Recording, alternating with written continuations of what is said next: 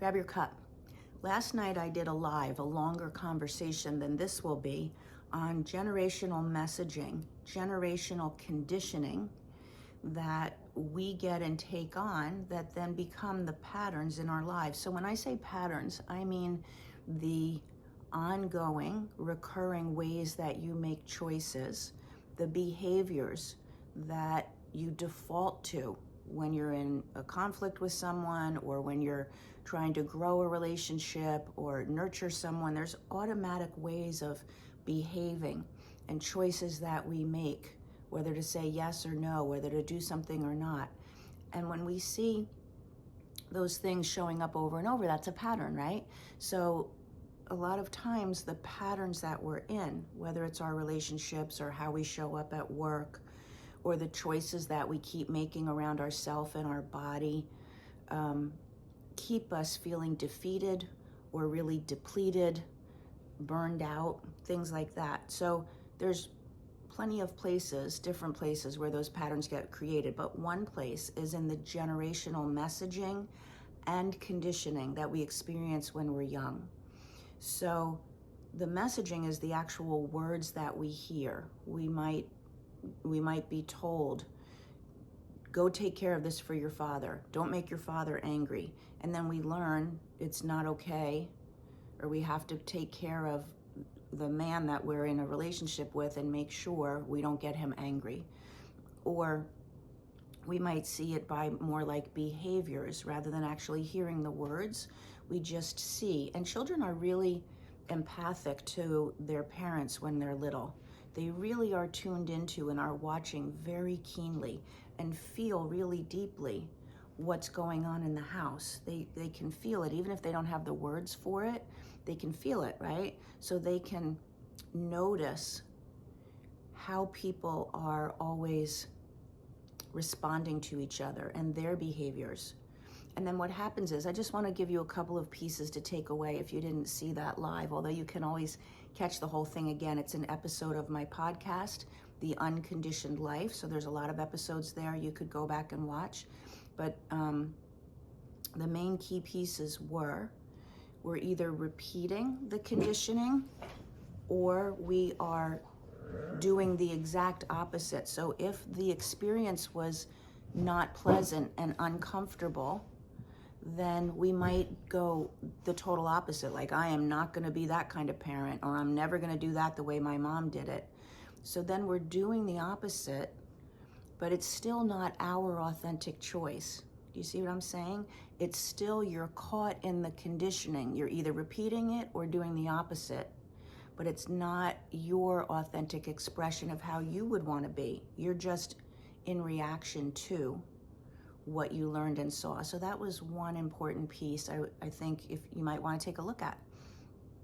Another important piece was to understand that stress, when we stay stressed, when our nervous system is in a stressed state, and that stays that way for a long enough period of time, we actually pass that down to the next generations.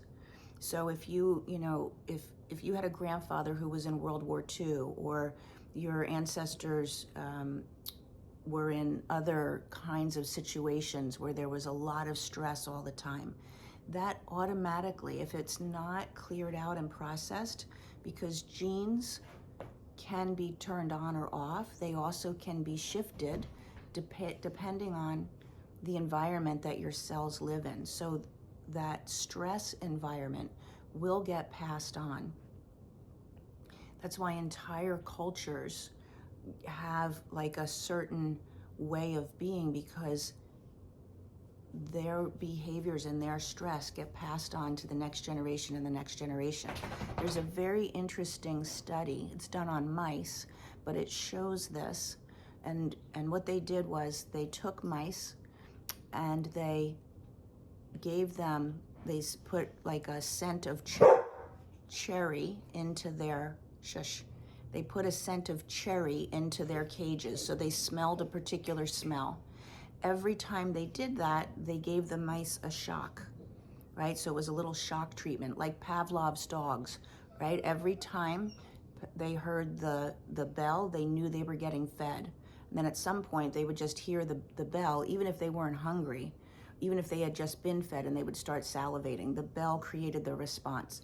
So with the mice, this cherry smell creates the response of stress because they get a little bit of a shock. And then they would smell the smell and they would anticipate the shock, and their nervous system would respond. So eventually, without even getting the shock, that cherry smell created the same response. Now here's the point to this conversation is that response got passed down to the next generation and the next and the next.